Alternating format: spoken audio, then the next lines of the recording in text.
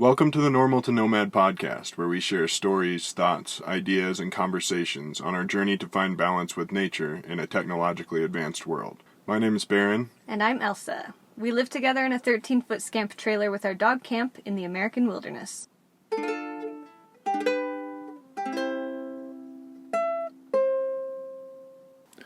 Welcome back. Today we are talking about rigs and all the different types of rigs, how to choose one, and the different situations that different rigs make more sense for. To start this conversation out, we often get asked if we will ever upgrade to a bigger camper. It's a good question.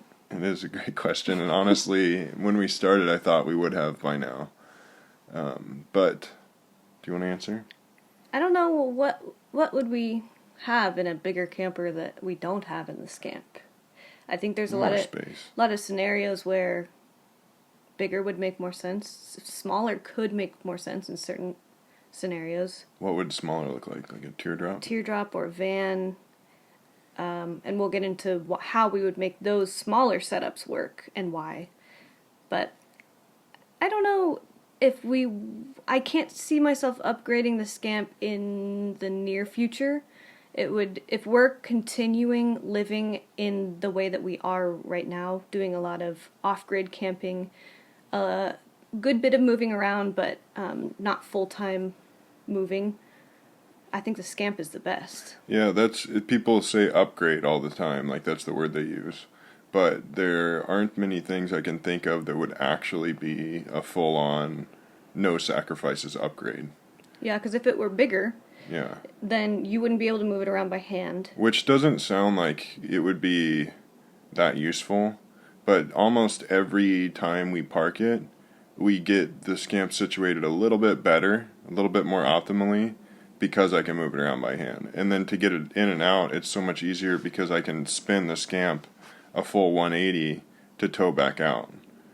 So, any time we get stuck, the couple times that we have, that came in so clutch, just having a lighter camper. As you are hooking back up, it's really easy too. You don't have to sit and crank anything and then back the car in and out and in and out. Right. You just pick it up and put it right on the hitch. Yeah. Sometimes you'll have to roll it back and forth a little bit, but you could not do that with a bigger camper. No. It would be nice to have a little bit more space, of course. It'd be cool if we had, like, say, even a 16-foot scamp where we could have our bed set up, and then some models come with 2 chairs and a table in between that can convert into a one-person bench or sleeping space.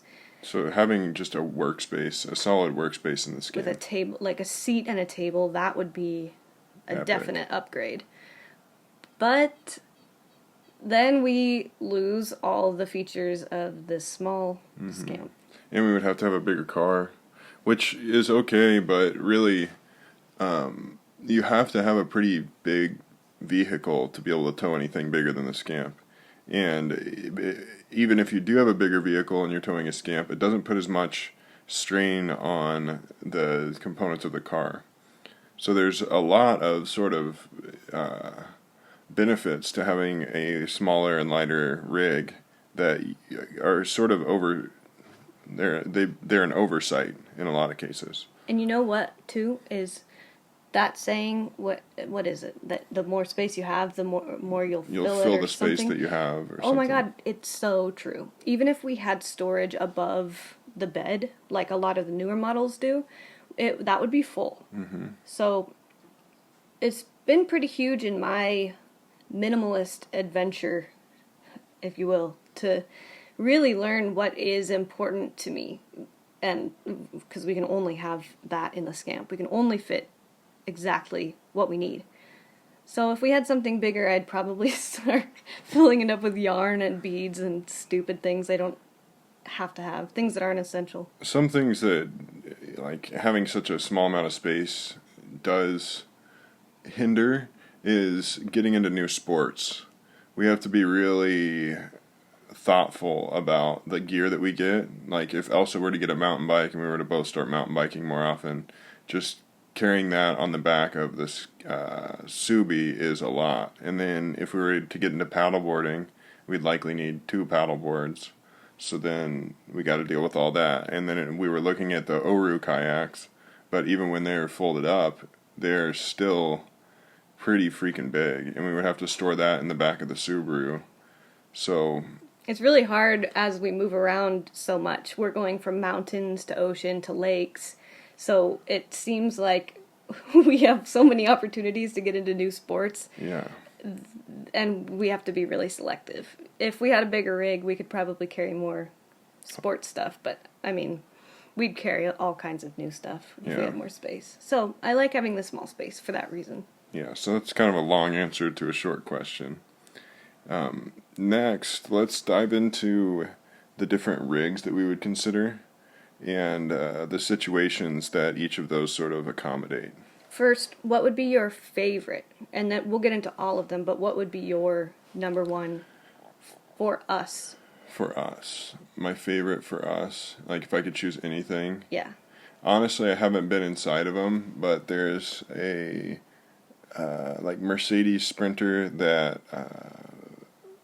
Winnebago has redone, and on the back windows it has these little fiberglass fold-out, or not fold-outs, but like bumps, so that you have a full bed lengthwise, or widthwise. Those look really cool. So it's just like a big, it's not that big, but it's a Sprinter. And I think those are really cool. Why? Do you want the Sprinter for height? Or... I don't know that I even do want it. They just look really cool. Sprinters are sweet. And being able to stand up in it. And then one of the big things, and I was talking to Tucker about this. This is fascinating. This is like a side shoot of that. But with the Sprinters, you can use the car like heating and cooling. Like you always have a motor that you can turn on to use that. Something fascinating that I didn't know with the Tesla is you can run the AC for, he said, up to a week. What? On the battery? On the battery. So people use the Teslas in their garages as the heating and cooling in their garage. They'll just like open up all the doors and run the AC or the heat.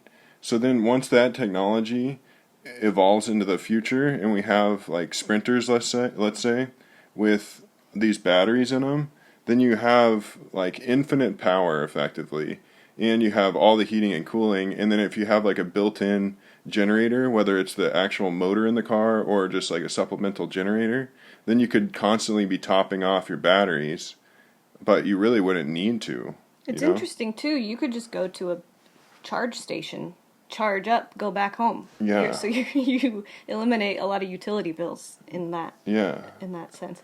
That would be sick. And there's a Sprinter Tesla. An electric Sprinter. So there's a guy named, it's like Jehu, I don't know how to pronounce his name, Garcia, and he's in California, and he's taking like old VWs and old cars and swapping them into like swapping electric motors and batteries into them.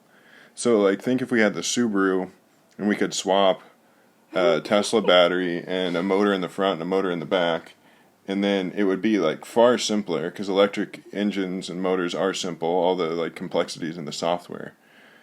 So I think that's like having like an electric vehicle that had some sort of charging mechanism, whether it was a generator or like an internal motor to supplement it, sort of like a Prius.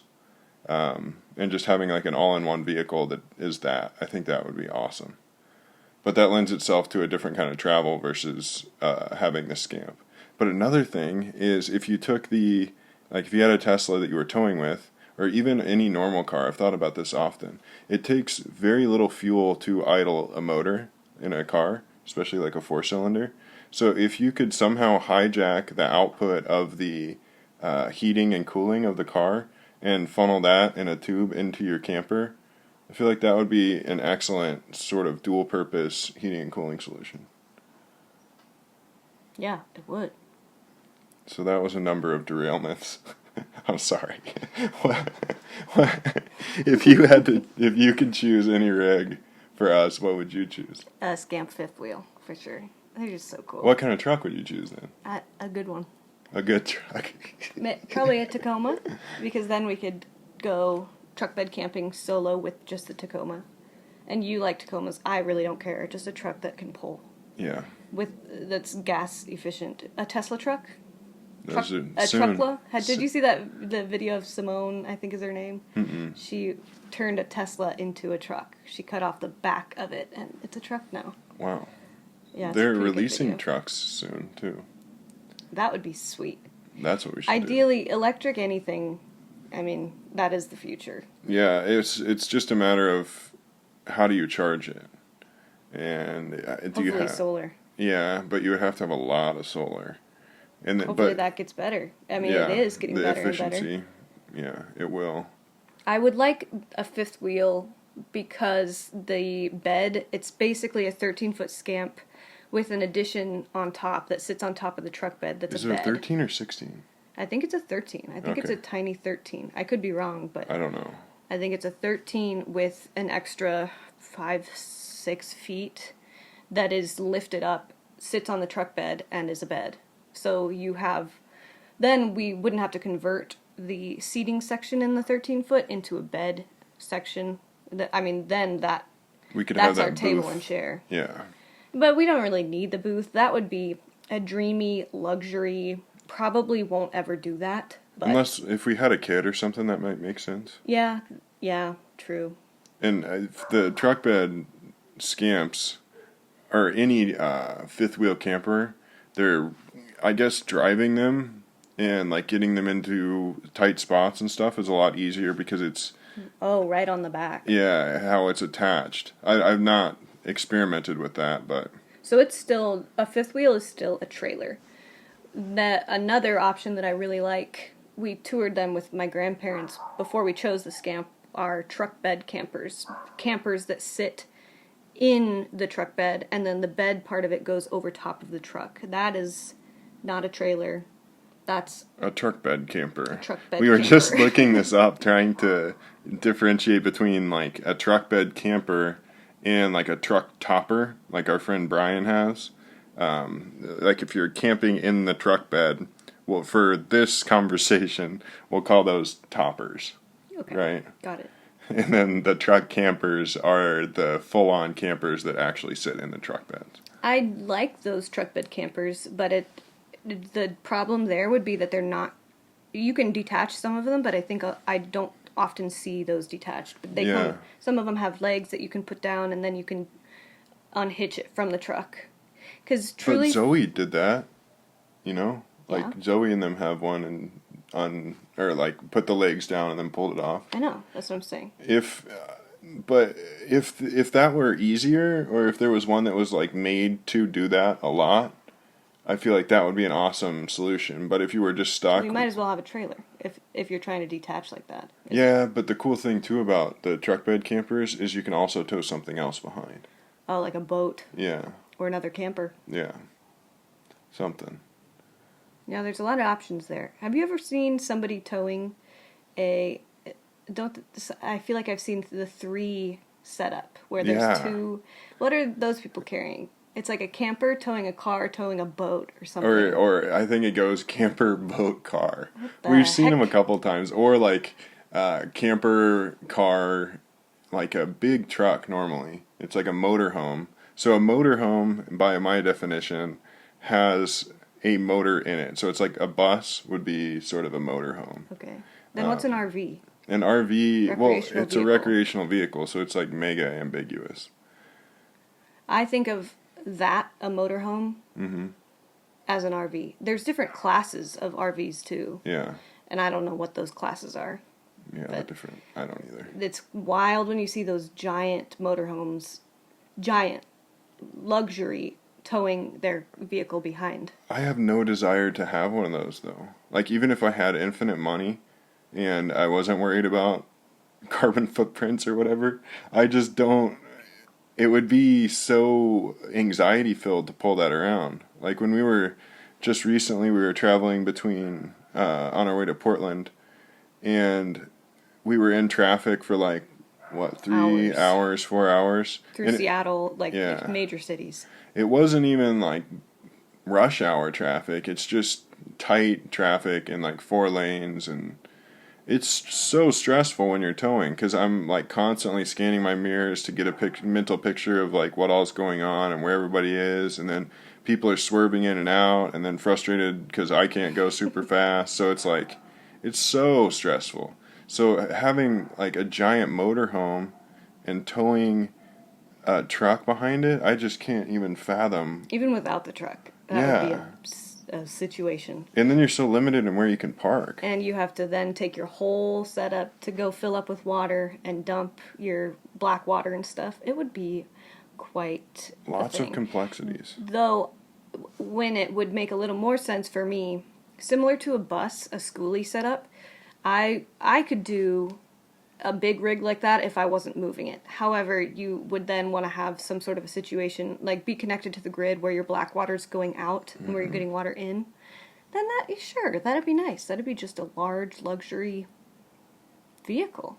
Yeah, so like if we had a spot of land with like let's say septic, or even if you had a composting toilet in it and then had some sort of like grid connection for power. Yeah, sure. That'd be then nice. It might make sense. It's not, I would feel like it would just be a miniature house, because you'd have, like in a tiny house, you'd have all the common luxuries. It's just a smaller setup. Yeah. I would do that. Makes sense. But for the travel, I don't know. I just wouldn't ever do a giant motorhome. So for us, like the fundamental thing for how we would choose a rig is the ability to boondock. Like if you have to be plugged into power and water and sewage all the time just to function at all, I just don't think that would be worth it, because you would always have to be in an RV park or a campground or be close to one. Yeah, and I just think that would be really difficult. If you were older though and really wanted to have a bathroom, I don't know, even still, composting toilet, that's easy. But if you're not trying to go off-grid and travel and stuff, some people just want to be in motorhomes or trailer parks and stuff. And there's the community aspect of it. Yes, and you've mentioned if you had kids, Yeah. that would be a really nice thing, because then the kids can play with other kids and the adults can see other adults. Because some people don't want to be alone to the extent that we are. Right. And that makes sense. So what we look for is off-grid. We do move legally. We stay within the legal limits of the 14 days, or in some places it is 16. Some places it's less too. Yeah, 7. It just depends. So we do move frequently, but we are not moving. Usually, the way that we like to do it, we will stay as long as we can. We stay the full extent of the limit. We've been traveling a lot this summer. That's ideal. Yes, if we can stay for a full 2 weeks. And if we have best. Internet connection and it's a nice place with water close, that's super ideal. But this summer we have been trying to get up here to the Pacific Northwest, so we've been moving quite a bit, and it's been really fun. But until now, I didn't ever fully understand the perk of having a van and a van life. Because I was just thinking, well, why would I want to move my house every time I have to go to the grocery store? I'd lose my spot every time I'd move. If my van, the engine broke down, I would then lose my house as it's being fixed. I just didn't really see the benefit of a van for my ideal type of a lifestyle. But now, oh my gosh, it would be pretty easy to live out here. Or in going through cities, if you're working in a city, having a van would make a lot of sense. Totally. I think that last situation you mentioned, living in a city, if you had sort of a stealth build, I think that's about the only way you could do it. And I think that's kind of getting harder and harder over time, though, because so many more people are doing it, given the housing market being so crazy and everything. So then the laws are becoming more strict? And people are just more mindful of it. Like, you could, I don't know, 10 years ago maybe, have a van that looked like a work truck and camp somewhere. But camp now, like in a neighborhood. Yeah, but now people are a lot more mindful of it. And it triggers people. I don't really know. Oh, I think it's a trigger. I think where you're about to go with that is that other people see that and say, hey, you're living out of your car. You're not paying taxes. You're not allowed to do that. Yeah. But, in fact, you are paying taxes. but you don't own a Right. piece of land, so you're not paying property tax. Right. And I guess sometimes there's the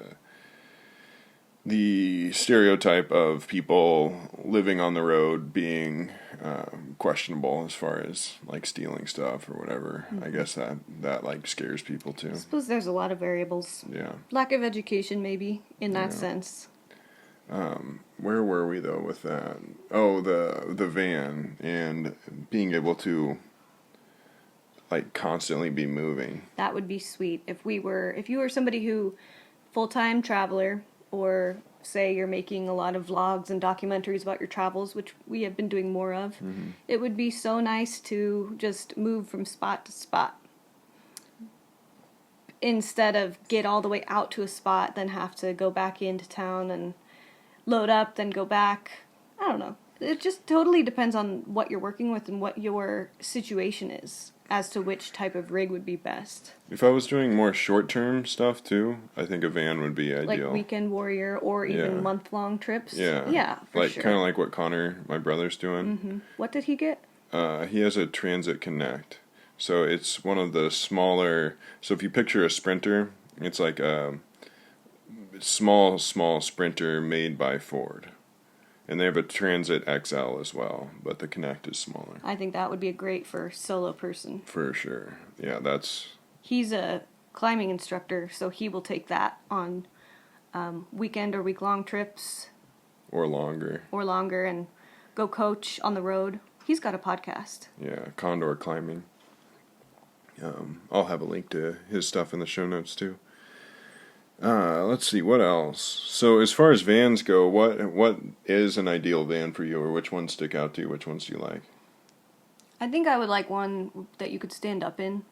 It is such a perk to be able to change in the Scamp and not have to be sitting down as I put my pants on or something, or kneeling. I envy that. Well, you don't have to sit or kneel. You just can't stand up fully. Yeah. And yeah, that would be a lot better for you if you could fully stand up. So something tall enough, ideally built out well with everything we need in a really clean and efficient way. We'd probably, if we had a van, we would do motorcycles on the back so that we wouldn't have to take the whole setup into town. Or at least an electric bike, some means of transportation that's not moving your whole house. Yeah. I think a motorcycle would be awesome though. And I even think in our current setup, if we could find a way to have some means of transportation, whether it be a one-wheel or electric bike or motorcycle, something, that would be really helpful. But that depends on where we are parking. Yeah. In Colorado, there was an area that we stayed for several months within this large area, and in that place, that would have been good to have an electric bike or something. But like in Arizona, we could have gotten away with a one-wheel because the distance was shorter. So it totally depends on where we're at. Yeah, so it's hard to find the solution that accommodates all situations. Once we found some land, that could come a lot easier. The For decision sure. could be made a lot easier because then there's less changing variables. Yeah. I the most interesting vans to me, I think, are the older Westfalias. And Westfalia is actually a separate company from Volkswagen. So they're just the company that like does the build outs on the vans. So they've actually done Westfalia has built out a lot of different vehicles, primarily European vehicles. But I just think their sort of thoughtful and space conscious approach is awesome. And they don't have that like classic retro-y, like forced retro RV style to them. They maintain, they're like a minimalist sort of clean aesthetic, almost like the Braun design or like Apple design, you know. On the inside, the Westies, just the same aesthetic is carried through from, I don't know, the 70s until now. Kind of like Scamps too. So I think those vans are awesome, but the motors, the stock motors, aren't super reliable. If I were to get one, I'd probably get a Synchro. But then if I got any Westie at all, I would go to Eurobus and get a Subaru motor put in it.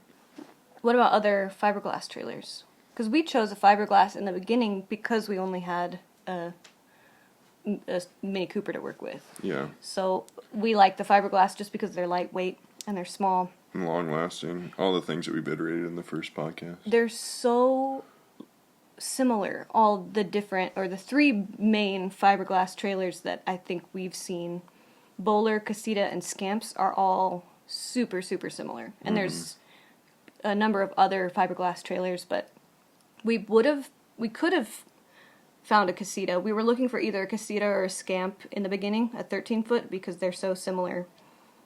Found a Scamp first.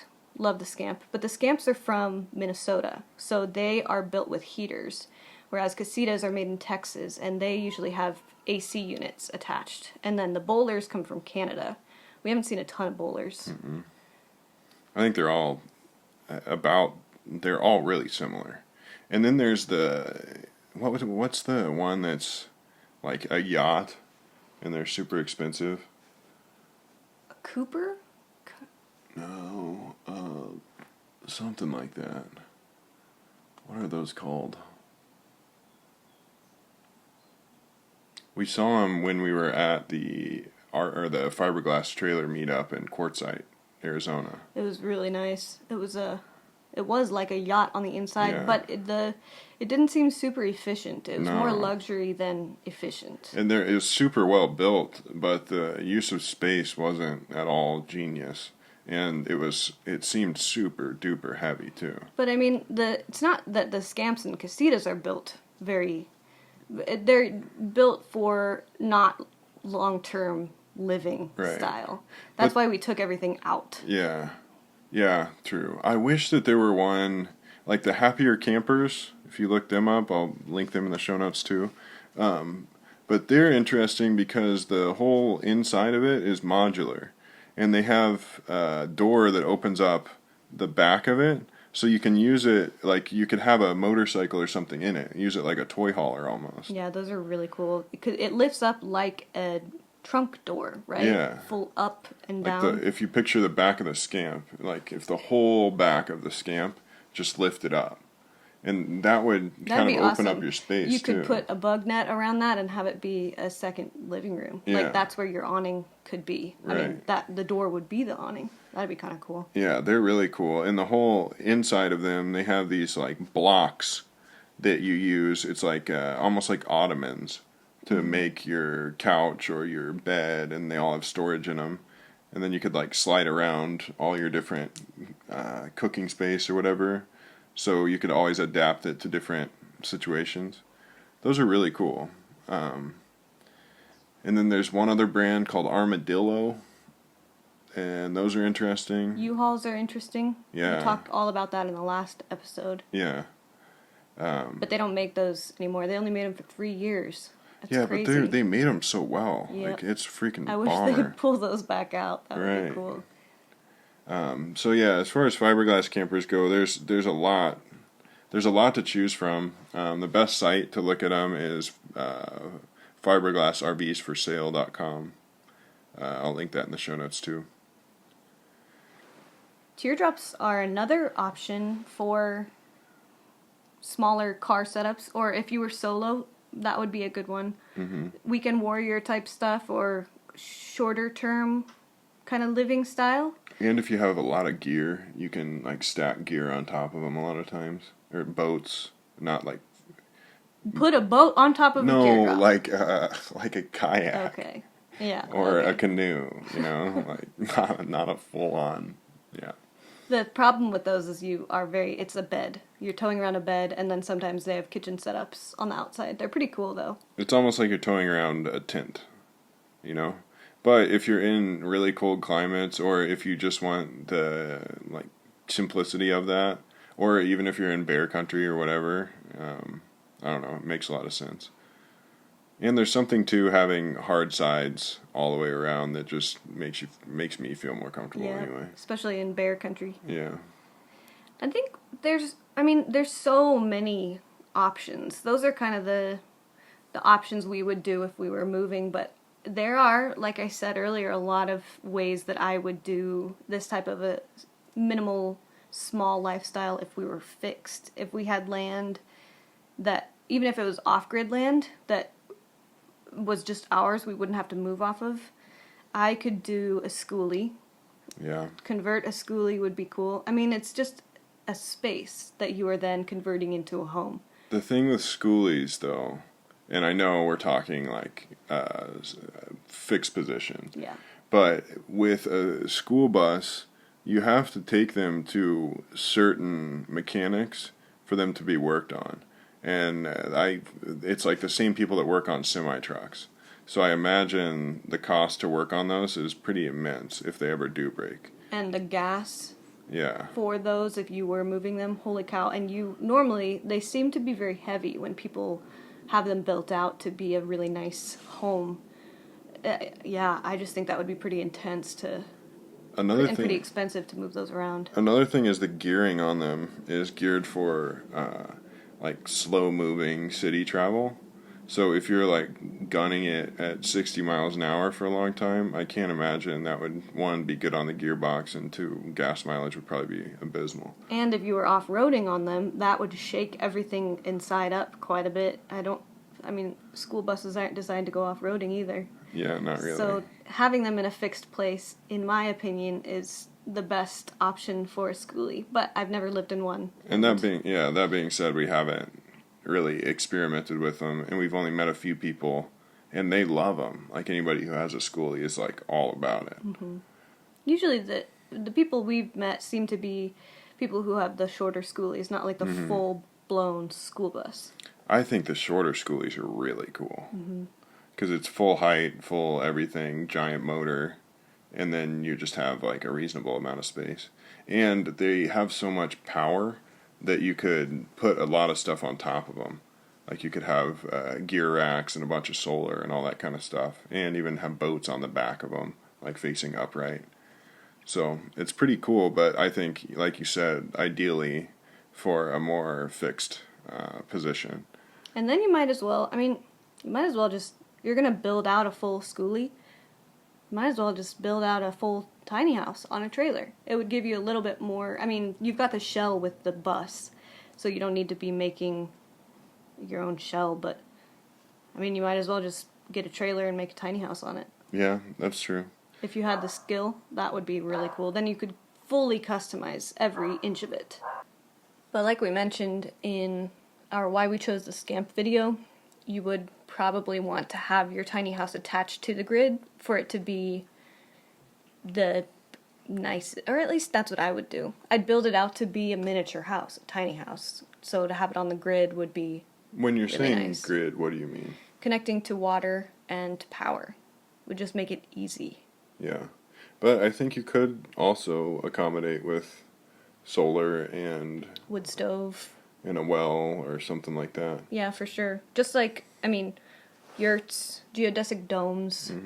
If you dug a hole into the ground and then put a geodesic dome with quality insulation on top, that could be a pretty self-regulating temperature system with a wood stove in the middle. That'd be really cool. And it wouldn't be phenomenally expensive. That's the thing with a lot of tiny houses, is you either have to have the time to invest in building it out, or you have to pay a hefty premium to have it built out for you. And this is something that Andrew brought up in our last podcast, was talking about when they were looking for fiberglass campers to live in, and they were trying to like find the best price on them, like save a couple grand. But in delaying that to find the best price, they ended up paying several $1,000s in rent over the course of a few months while they tried to find the best deal. So in some situations, it makes more sense to like pay the premium to get it over with, so that you're not just like bleeding out that cash. That was sort of what we were thinking when we were looking at tiny houses, is we would finance it so that we wouldn't have to find a place to build it out. But now that we have the Scamp, if we were to transition into something like that and get some land, then we can live in the Scamp while we build out whatever that like fixed solution is, whether it be a geodesic dome or just a cabin or a tiny house or a bus, whatever. Now that we have that accommodated, we could then do something like that. I think that one of those options, or an option similar, would be the next move after the scamp. If everything played out well, I think that's what I would do. Yeah. But what about solo people? I think the options for people who are traveling alone are different than couples or families. I think you almost have more options as a solo person.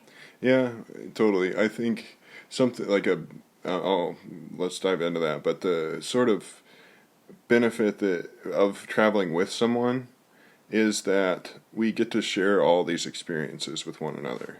Like if I was just solo, I think it would be hard, because even now with us, we can share the experiences between us, but then I want to like bring people along and tell them about it. Like YouTube helps, but I'm always like, man, I just wish that I could get my friends out here, or wish that I could get people out here to like share this experience.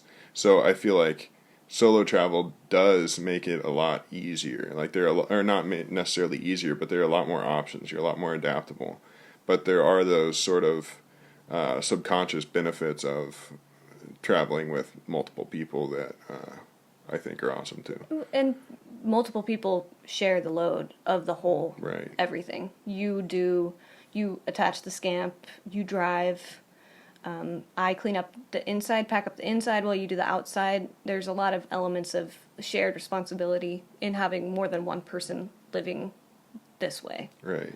And if you had one person, if you were just solo, you could make it a lot simpler, but you'd be taking on that whole load by yourself. Mm-hmm. So if you were to be solo, what kind of setup would you like to have?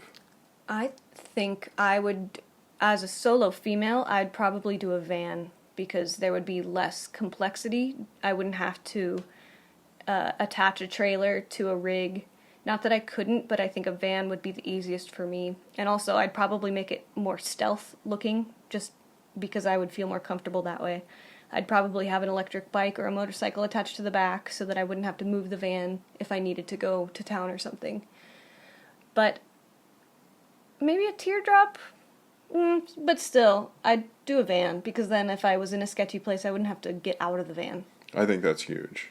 Even for guys, too. The ability to, like, if you're camping in cities and around a lot of people, the ability to jump out of bed if something's awry and just drive off is real nice from a safety perspective.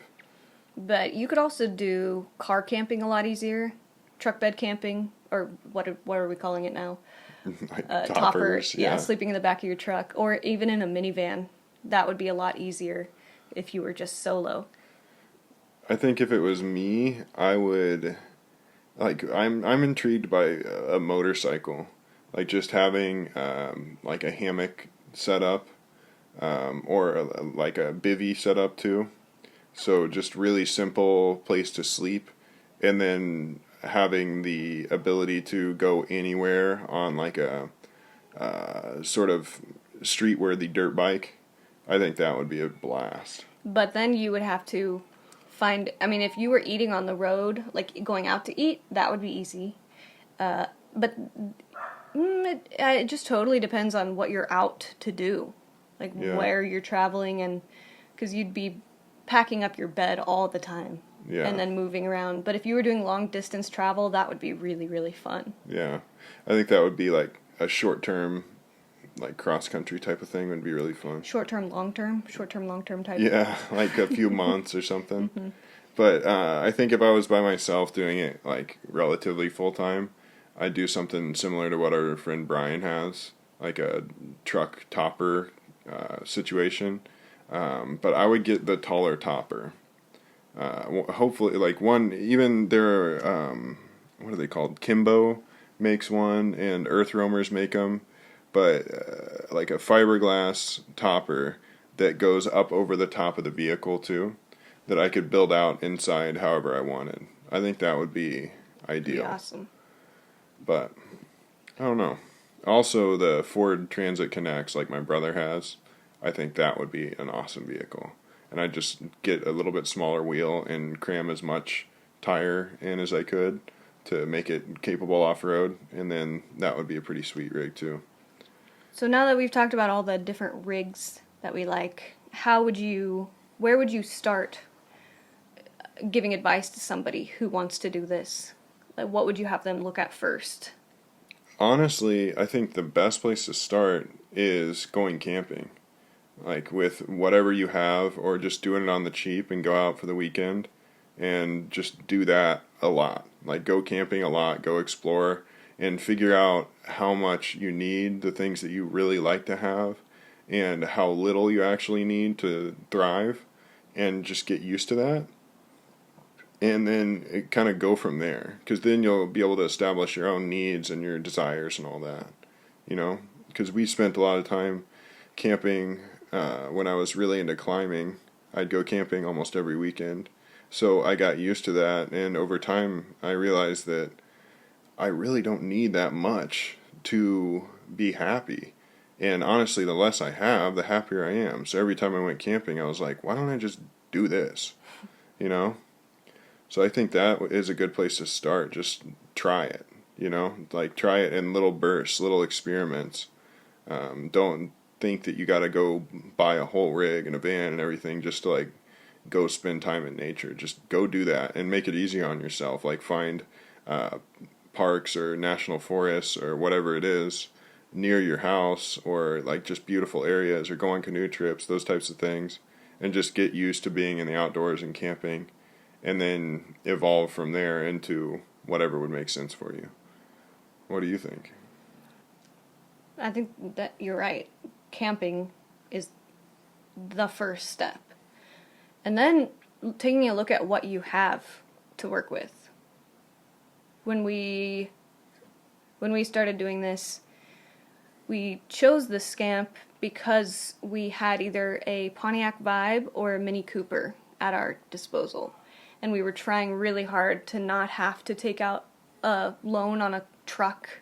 So we chose a very small, very lightweight camper that would fit both of us. And we towed for an entire year with our Mini Cooper.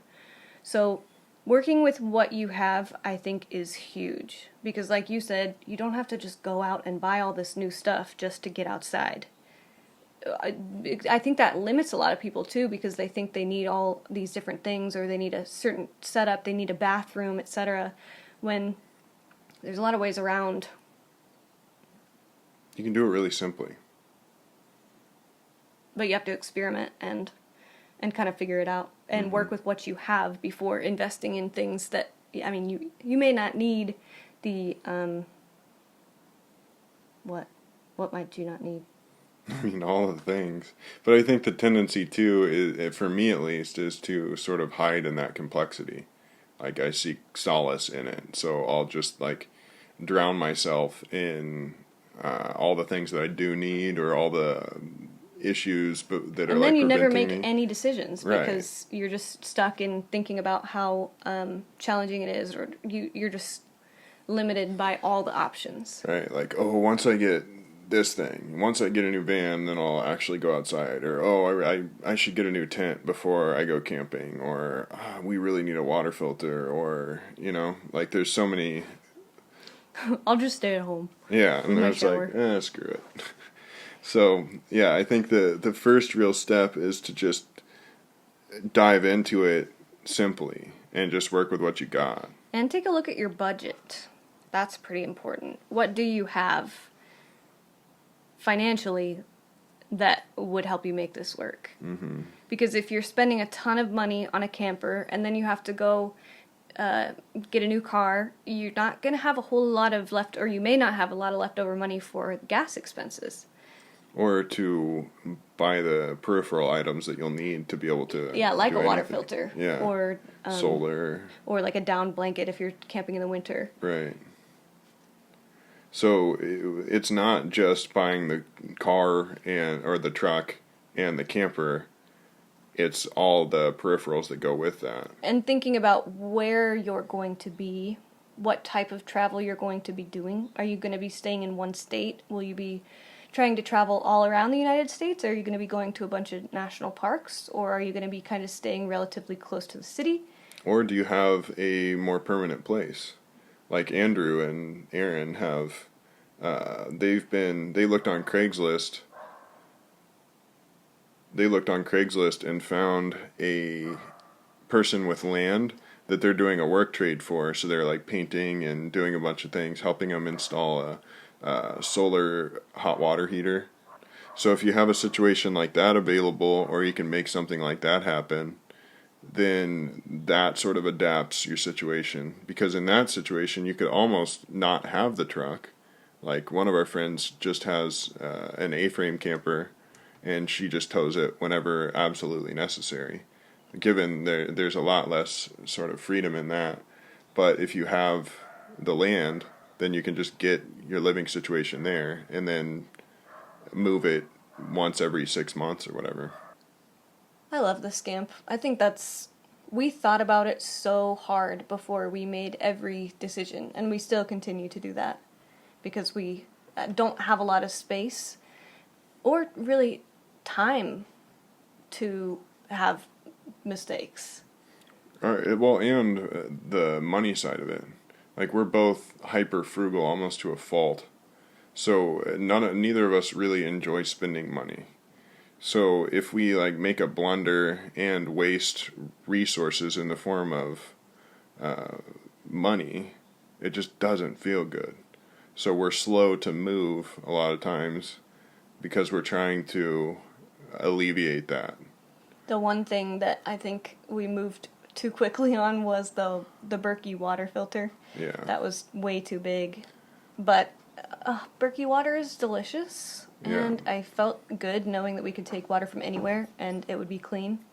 But yeah, that's not a very travel-friendly setup. They have a travel-friendly one, but I don't even know how travel-friendly it is. Yeah. So, I don't know. So yeah, we do make small, and like the first Yeti cooler that we got. Oh my gosh, was a bag. Yeah, it was the bag cooler. But I didn't really realize it would be so awful. Yeah. I mean, they're not that bad. Yeah.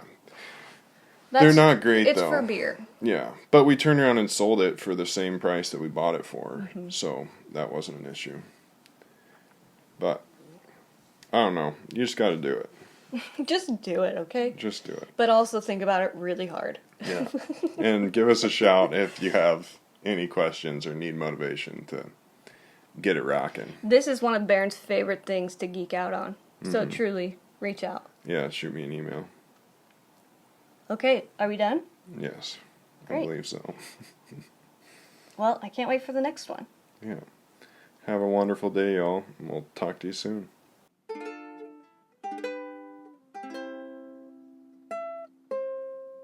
Thank you for listening to this episode. For more information and links to the things we talked about, check out our show notes at nomad.com/podcast. If you want to see more of what we're up to, we've documented our travels on YouTube for the past 3 years and are up to 250,000 subscribers. Check it out at youtube.com/elsaray. Please give us a 5-star review if you like the show so other people can find it. Thank you, and have a wonderful day.